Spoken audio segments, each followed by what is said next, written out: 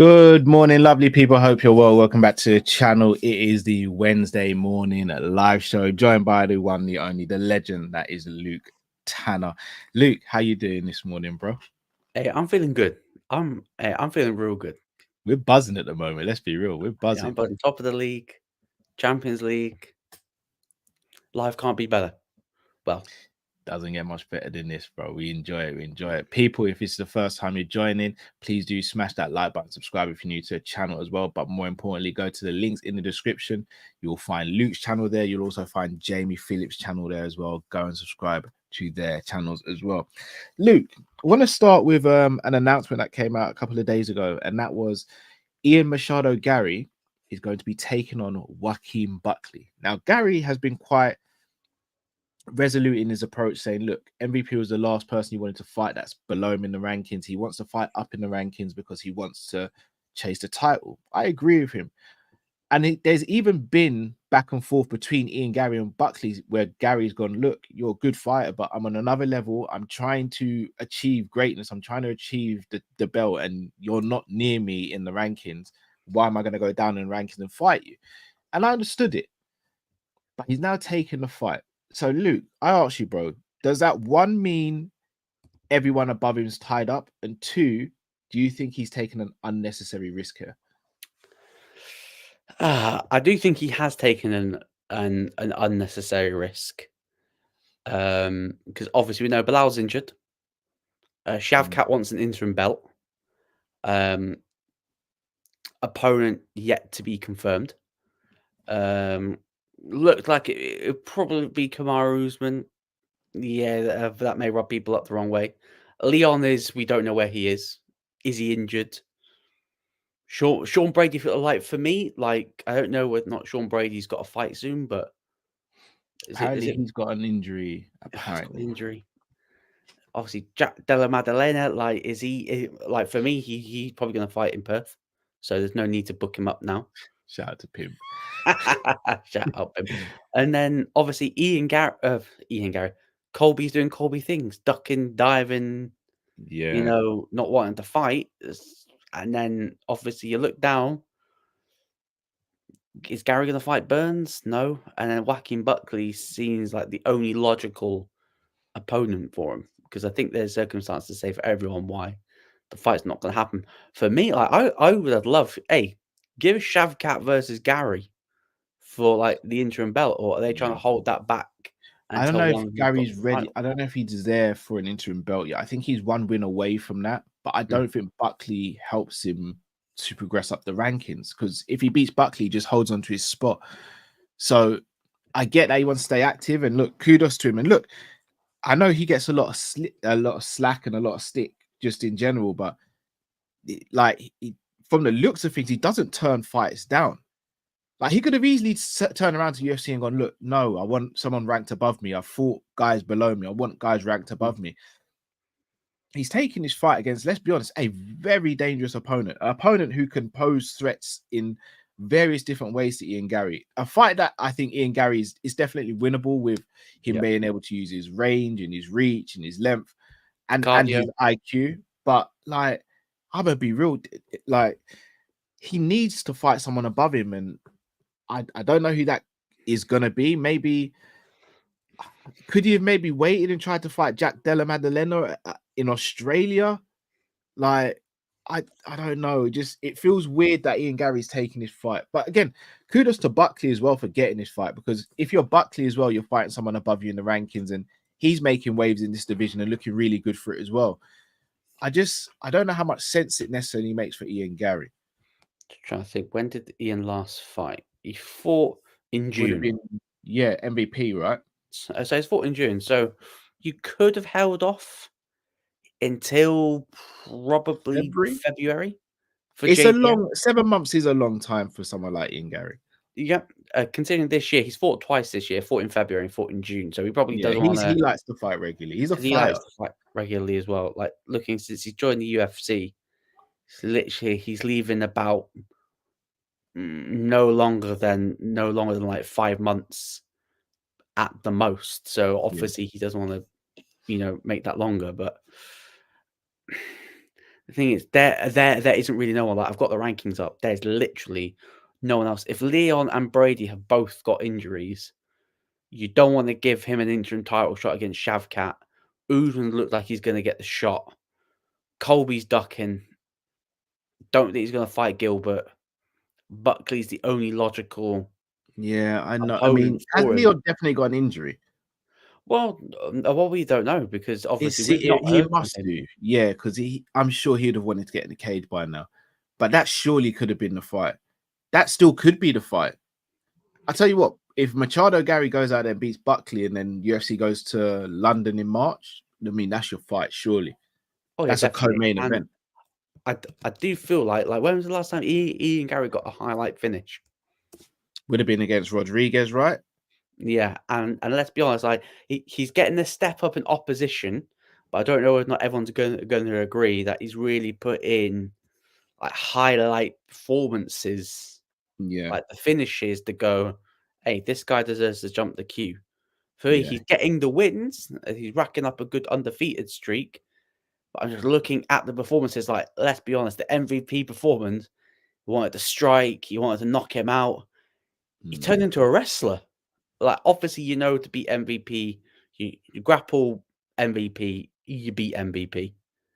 But he wanted to stand, show off his striking arsenal to knock him out, but he couldn't do it. So went to the grappling. The Jeff Neal performance, let's be honest, he basically ran away from him for 3 rounds.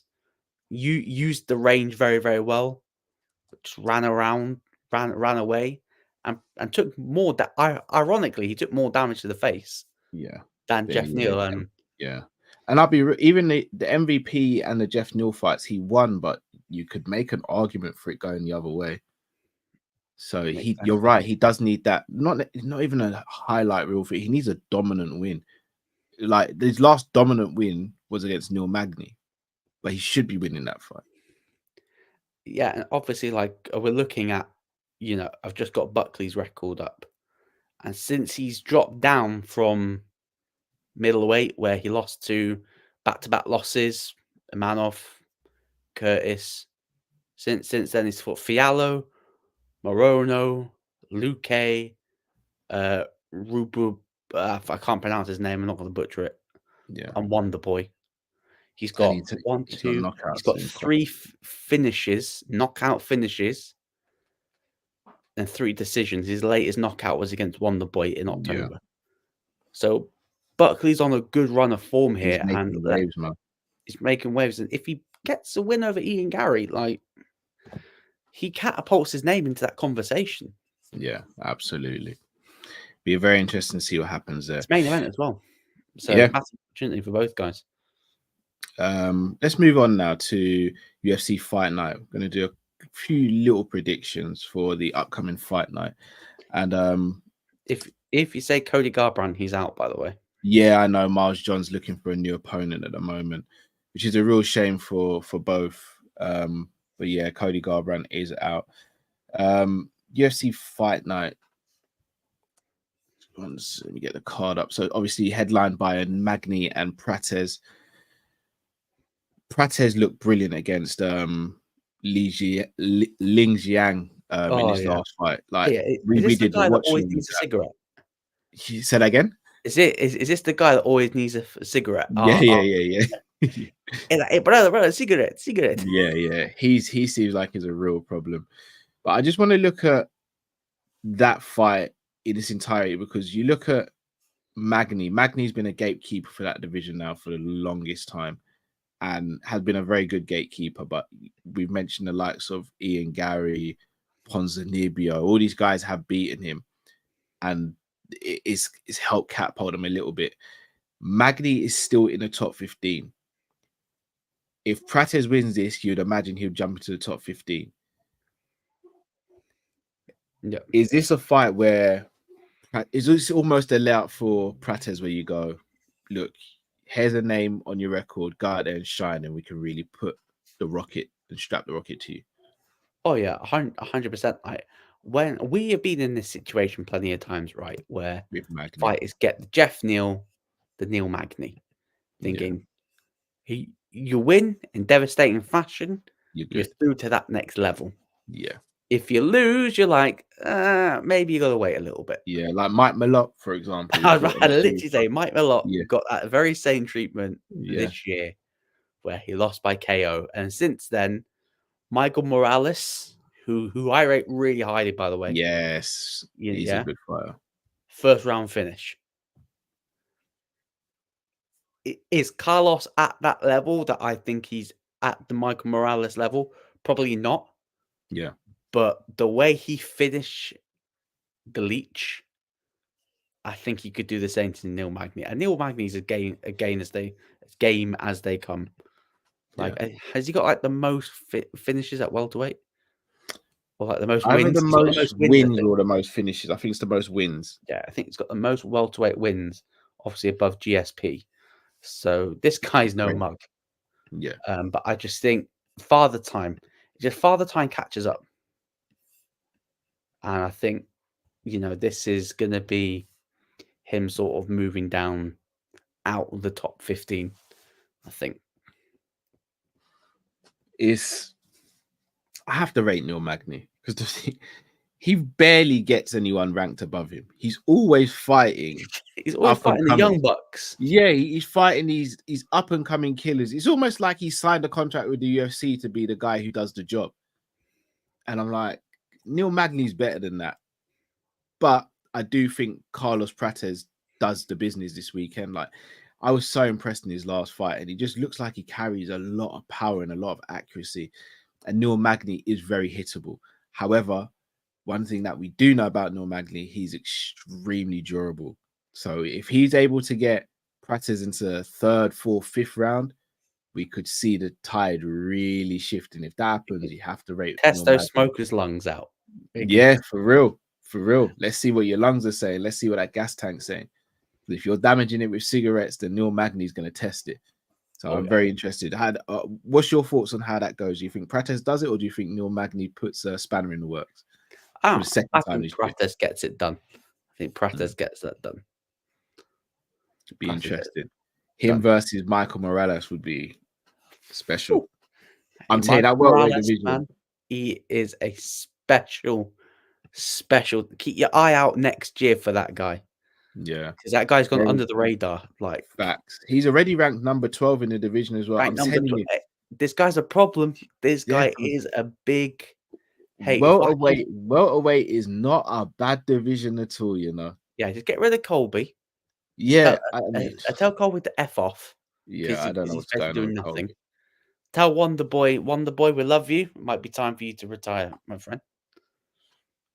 And then I don't know how Colby's still so high in the rankings. It makes Dominic Cruz got removed from the rankings quicker than Colby Covington. Just saying. Yeah, that says it all, innit? That says it all.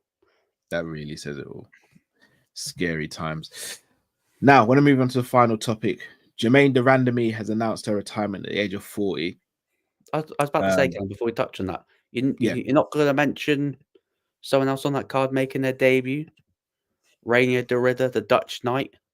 Oh, yes, he's taking. Debut. Oh, he is, isn't he? He's taking on Gerald Mershaw, GM3. All right. Two-weight world champion at one. Yeah. Tried to go for the Triple Crown.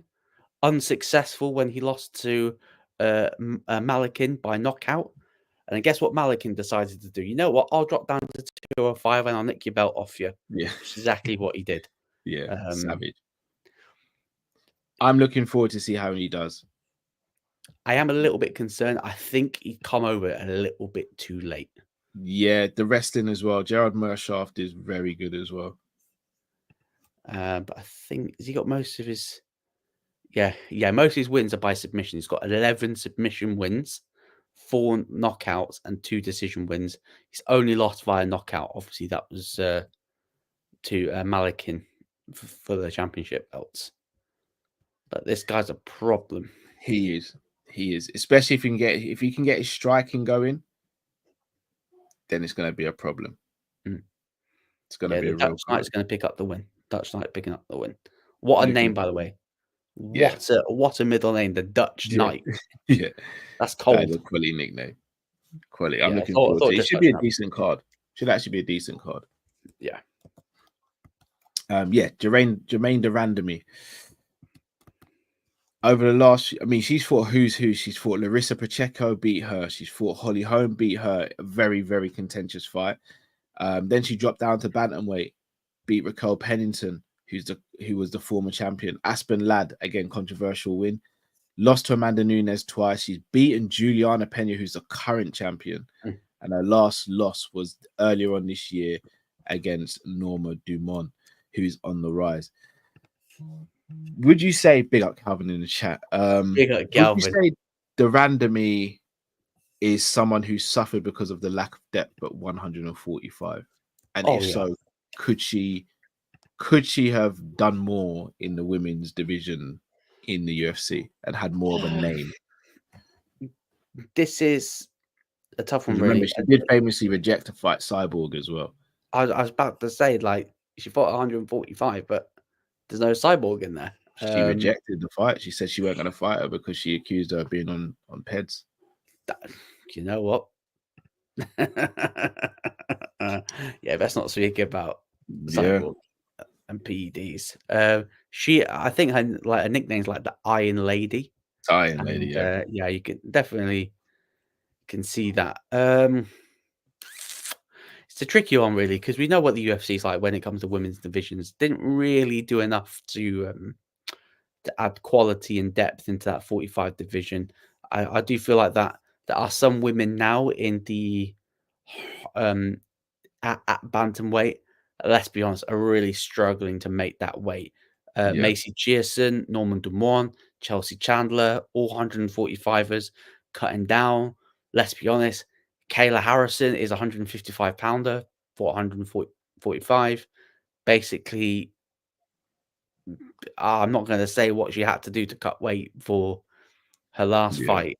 I do think the UFC are sort of tying one hand behind the back of some of these ladies by not giving them not scouting the talent, because there is definitely talent out there if the UFC is willing to look for it. Especially what they're going to do with potentially with atomweight. But I think she's done as much as she probably can do considering the conditions that she's been given. Shocked that she's never fought Ronda. I think would they have overlapped? Yeah, they might have done. But again, being at featherweight, Ronda, I think Ronda might have been gone by the time she came into the UFC, actually. She came into the UFC 2013 when she fought Julie Kedzie on Fox. But then she lost to Amanda Nunes. Lost to Nunes straight afterwards, then beat Pacheco. When was Ronda's? Let me go and have a look at Ronda's. Then basically went on a nice win streak after losing to Nunes in 2013 when she fought Nunes again in 2019 when she lost by decision. I'm about to say Aspen Ladd suffered the same fate as well.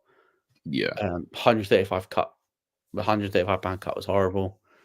145, she's more comfortable there. I think she lost to Kayla in PFL. Yeah, you're right. They definitely crossed over, bro. I don't know. It's a weird one. It is a bit of a weird one. But definitely one of the pioneers. She's definitely one of the pioneers. Yeah, 2 fights that she never got though were the 2 big money fights, which were Ronda and Cyborg. Yeah, I can understand why she turned down the Cyborg fight, and let's be honest, Ronda was never going to take that fight. Ronda won't take it. But plus, the Randamie hadn't worked her way close to being title contention at that point. I think what hurts the Randamie is the fact of she's obviously lost to Nunes twice. The fight against Holly Holm, she should have had 2 points deducted in that fight. So I think that turned a lot of the fans against her before she even really got started. And then the fight against, I think, was it Aspen Ladd? When the referee just stopped it so early. Yeah.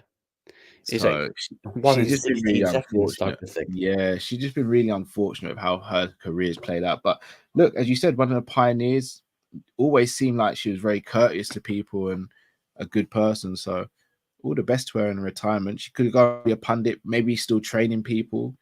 She's got a lot of knowledge to give on to the next generation. So interesting to see where she goes. Interesting to see where she goes. Say again, sorry?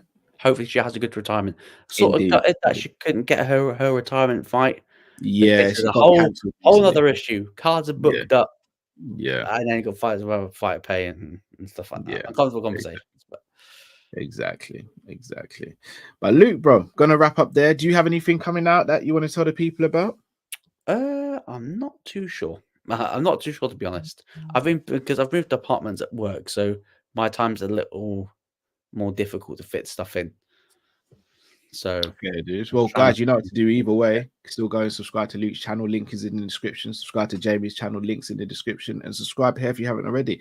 I'm hoping to do combat catch up tonight. All going well. I think that's going to be a crazy show. Oh yes. That's Oh going to yeah. be very crazy. I've got some real juicy topics for that one. So I'm very intrigued to see some of your thoughts and Jamie's thoughts on that channel. Sorry, on that show Jamie's later on thoughts. tonight. So that should be good fun. I'm hoping to do my first UFC game between now and the end of the week. So do look out for that. I know you're looking to do that as well, Luke. I'm just gonna say it straight, Luke. I'm not looking to play against you because I'm not there yet. But I'm looking to hopefully You'll be done in one. yeah. Probably 1 second, probably not even one round. So yeah, looking forward to doing that. And yeah, shout out to Chris Brack in the comment section. The ultimate troll. Big up yourself, Chris, as always. But yes, people, please smash that like button if you haven't. On the road to 3,000 subs. I think I'm maybe about 80 or 90 away now. So please subscribe if you haven't already. As I said, be back later on this evening, all going well, for combat catch up with Jay and Luke. Luke, always a pleasure. Thank you so much for doing this as well, man. And people, before you go, make sure you subscribe to the Sanderson Show. Thank you very much for tuning in. Take care, everyone.